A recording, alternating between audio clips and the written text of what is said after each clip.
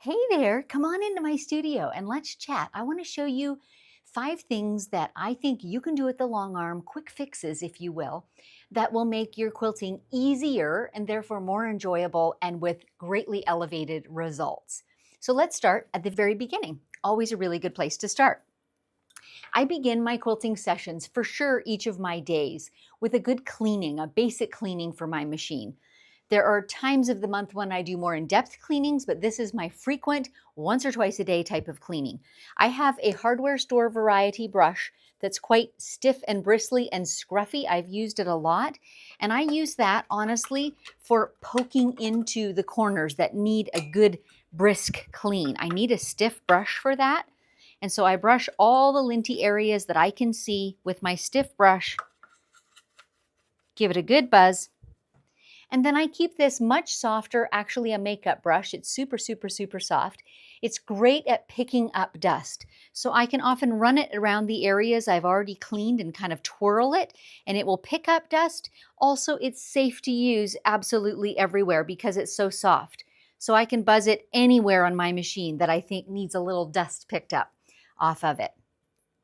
Then I always oil my machine. And this, in fact, I do multiple times a day. Every 1 or 2 bobbins, I will put a drop of oil in. Now, your machine may have different oiling requirements than mine, so you'll need to read your manual to know specifically what those are.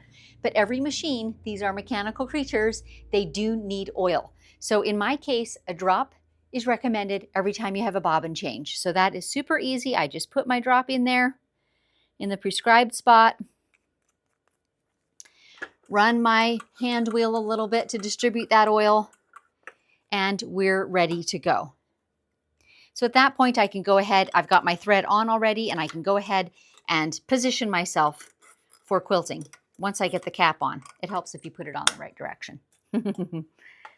Close the gate, and we're ready. So that's tip number 1. Keep your machine clean and well maintained. Lint is a terrible culprit when it comes to both sewing machines and long arm quilting machines. If you get any amount of lint stuck up in your machine or in your bobbin casing, and maybe I'll pull that out and show you just a moment what I mean by that.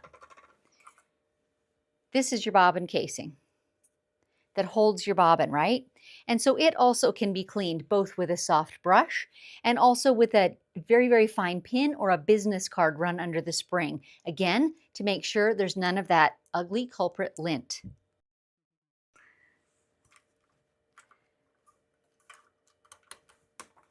Back in it goes.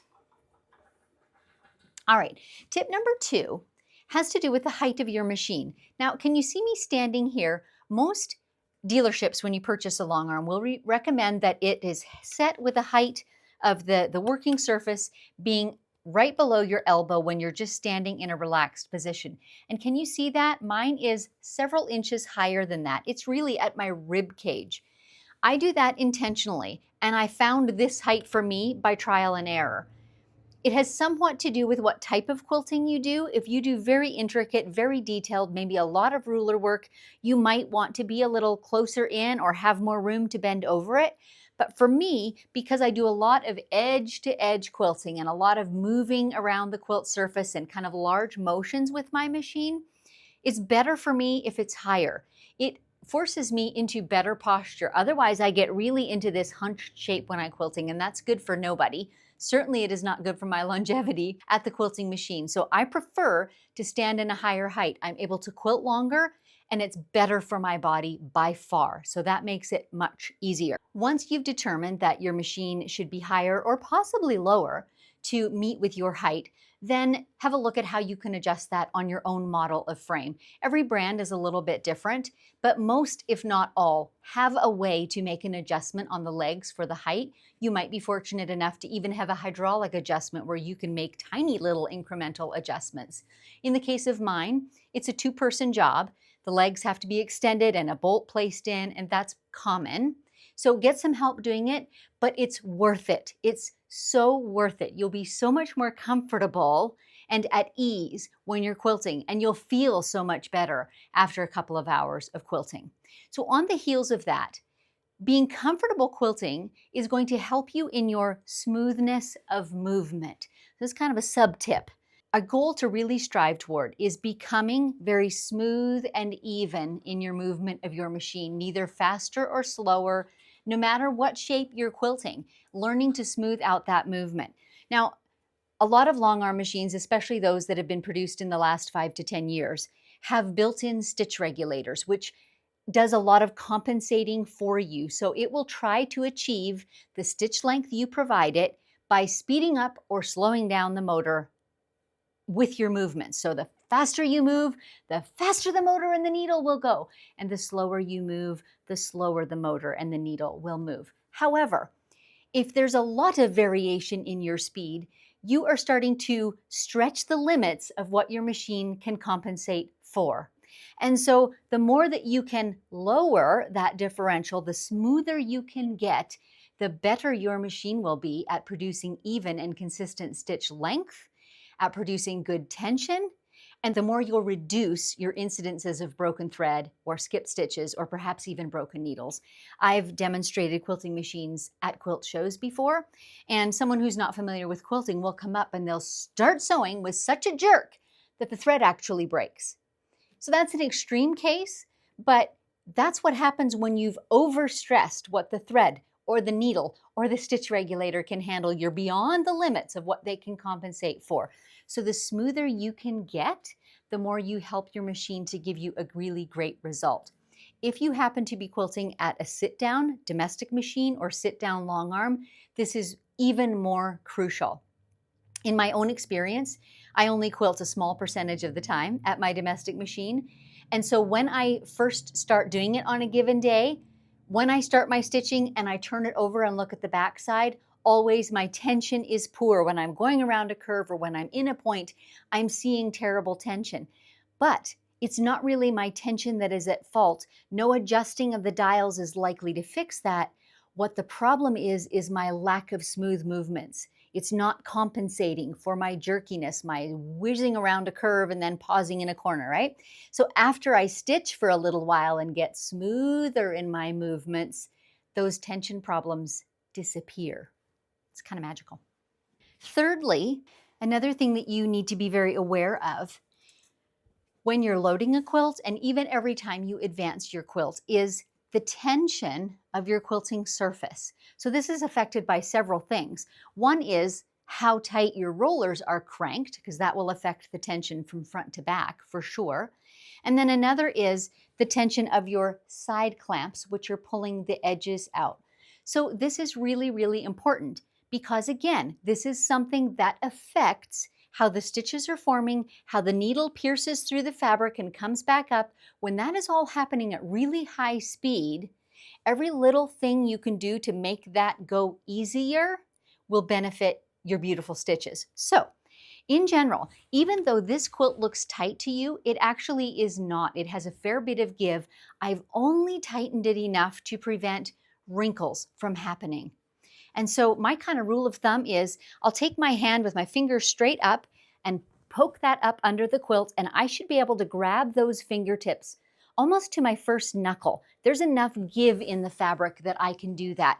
This is not tight like a drum. I cannot bounce a quarter off the top of this quilt. It's fairly soft.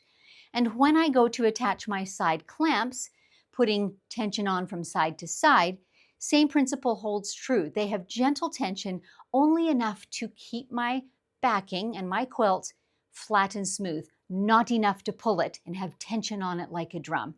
One of the things that you may see happening is skipped stitches or shredded thread. This is often a sign that there's too much tension and the needle is not having enough time to go down and be crossed by the bobbin thread and go back up when you're whizzing along at such a great rate. These machines do stitch at a couple thousand stitches per minute. That's fast. And again, if you're at the top level of what it can possibly achieve, you're running the risk of having some of these problems develop. So keeping that tension soft on your fabric really helps with that and helps reduce that friction in that one area. My next tip is you really want to have every side of your quilt secure so that this whole working surface cannot shift in any way. So, of course, your quilt is rolled on up here, the finished portion of your quilt, so that is fixed.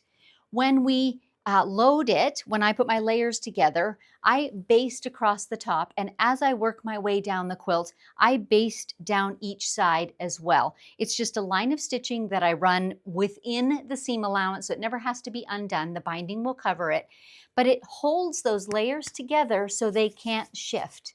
And after I've got it basted is when I put my side clamp on, so that gentle tension is on the whole quilt.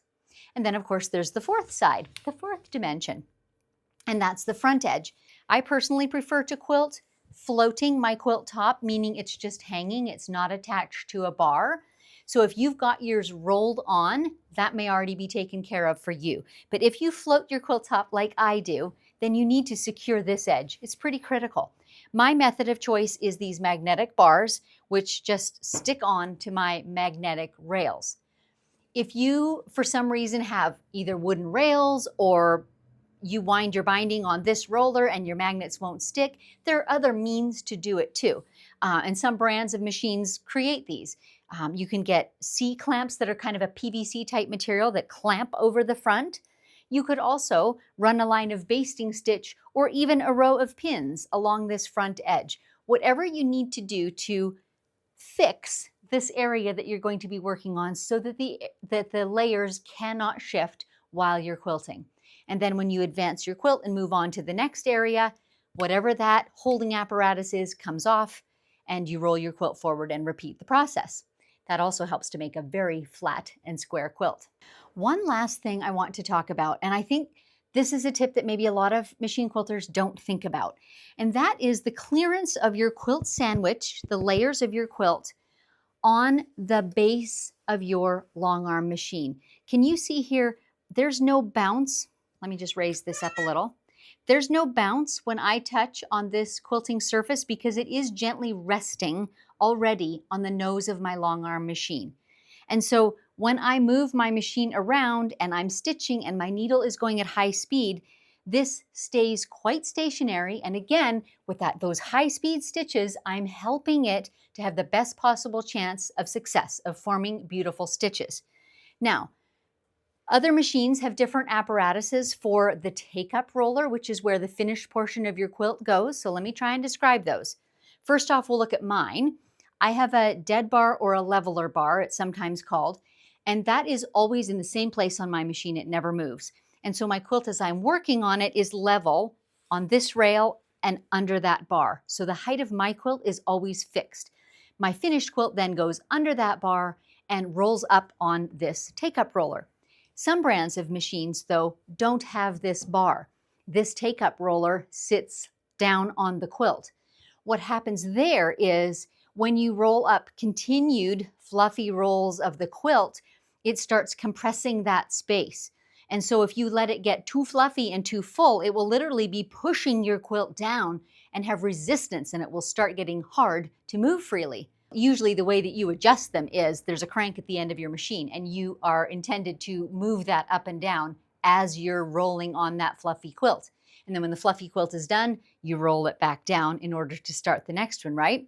So what can happen is if you roll it too much, thinking I'll save time and roll it a whole bunch, what will happen is this back end of your quilt will lift. Your quilt will literally be at a bit of a tilt. And then what happens is when you go to stitch, that quilt sandwich bobs up and down as your needle is going through it. And then what happens is you get skipped stitches. And so if you are finding, for example, that your machine, when it's close to you at the front, is doing fine, but when you're stitching at the back, you're getting those skipped stitches, or maybe even it won't stitch at all, check for that.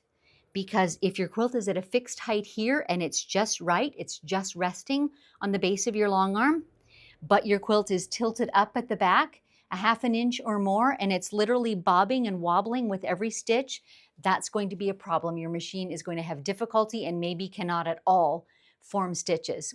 Now this whole process of loading, of basting, of securing the front, of attaching the side clamps is something that I demonstrate and doing it in several different ways in my class, Machine Quilting for Beginners. But for today's purposes, just know it's really important to have all four sides of your working area secure and fixed so that they can't shift at all during the quilting process. Okay, a quick recap of these tips that really help to ease your quilting process. Number one is do regular cleaning and oiling and minor maintenance of your machine to keep everything running smoothly. Number two, consider the height of your quilting machine overall and its comfort level for you as an individual, and raise or lower your frame until it feels good on your shoulders and neck and back. Your body will absolutely thank you for this one. And on the heels of that, always be striving toward getting smooth, even movements. Number three, when you're loading the quilt and when you're advancing the quilt each time, think about the tension that is on the rollers. You only need enough tension to keep the quilt smooth and flat, but not to create a drum. And tip number four is same thing applies when you're doing your side clamps at the side. Do that side basting so those edges are secured, then attach the clamps so that all the layers have that gentle tension equally, and follow that up with some kind of holding apparatus on the front. It can be magnetic bars like I have. These are just hardware store variety. It can be C-clamps that snap on. It can be a stitching line or a line of pins that runs across the front of your quilt, but something that holds it in place and prevents the layers from ever shifting. And lastly, especially if you're having any difficulty with skip stitches or stitches that sometimes won't catch with the bobbin thread and won't form, look into the height of your quilt. Make sure that your quilt sandwich as a whole is just gently resting on the base of your long arm, wherever your long arm may be in your throat space. Make sure that the quilt is level and not tilted, and you don't have any bobbing happening when the stitching is going on.